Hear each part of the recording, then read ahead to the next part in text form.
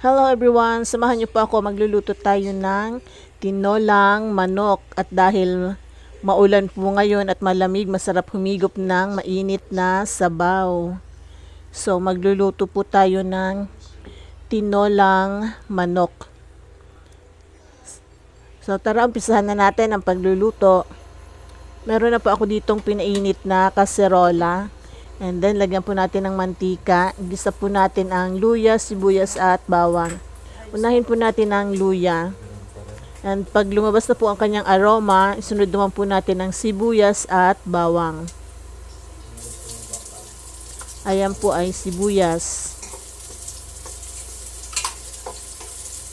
Sunod po natin ang bawang.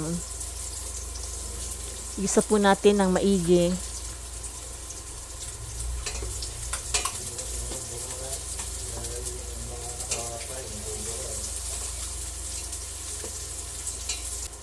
And then, sunod na po natin ang manok.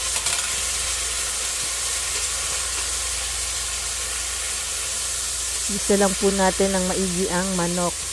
Sangkot siya. And isasabay na po natin ang sayote.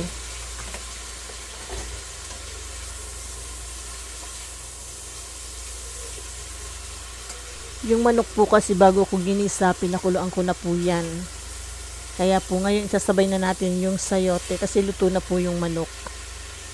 Bali, sayote na lang po ang lulutuin natin. So maglalagay po tayo ng tubig para po sa kanyang sabaw.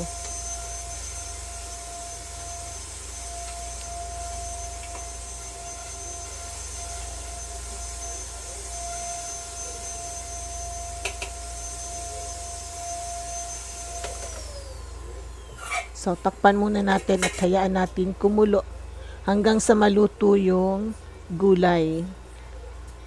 Ngayon naman po maglalagay tayo ng asin, salt to taste. Hindi pa ako naglagay ng ibang pampalasa, asin lang po.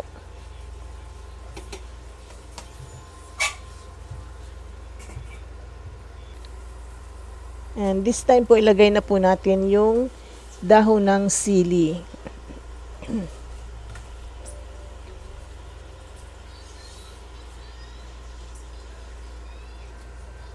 And ready to serve na po ito mga ka-grandma.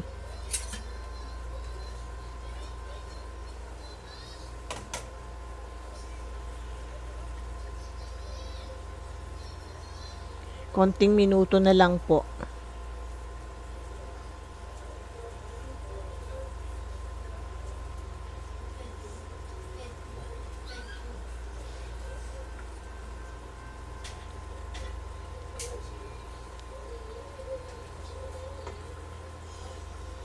So, sana po magustuhan nyo ang video na to at kung nagustuhan nyo po, huwag kalimutang mag-like, share, comment, and follow, and subscribe.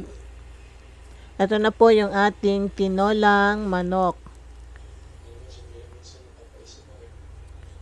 See you again on my next video. Thank you for watching. Bye. God bless everyone.